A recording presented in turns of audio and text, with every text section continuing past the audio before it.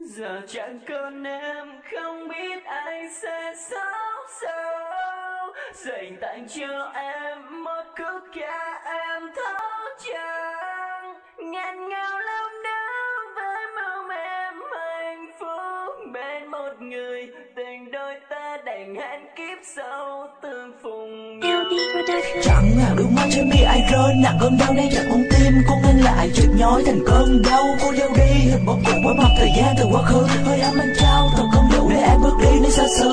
Có lẽ bây giờ chỉ được nhìn em từ giây thôi, nên mặn thương đau bằng lời nói dối từ đôi môi. Vì anh biết anh sai nhưng anh không thể cầu xin em quay trở lại đây. Ta viết lên cao nhân tí chỉ làm đôi mắt ướt đẫm lên thành cây. Cho ai được khi mà chính thôi đã đem mặt em bước đi, không nên cãi nhau được lý do tại đó vì sao lại cách ly. Vẫn biết rằng con người yêu em đang chờ em nơi xa lắm, nhưng nếu như tôi biết nên điều thì người bây giờ chẳng biết ấm. Dòng tin nhắn dành cho ai có phải lần sau cuối, con tim lạnh mà cho ai thì chẳng còn gì cực tiếc nuối. Con tim tôi nhớ, con tim tôi đau, điều đó tôi sẽ làm cho em. Cho tôi cơn đau như đó thật là dễ dàng không em.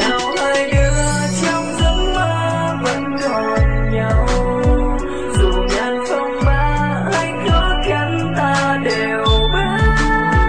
Vì sao em đã quên đi câu thề ước câu hôm nào, để giờ đây mình anh đắng cay ôm sầu đau.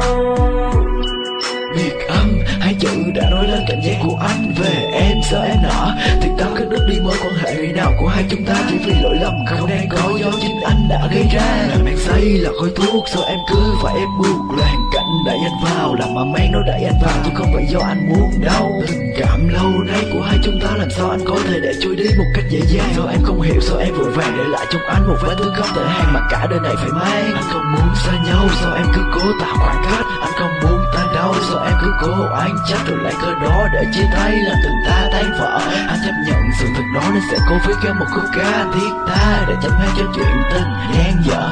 Và anh sẽ chấp nhận không yêu ai nữa ngoài em, người mà anh đã làm tổn thương. Để nào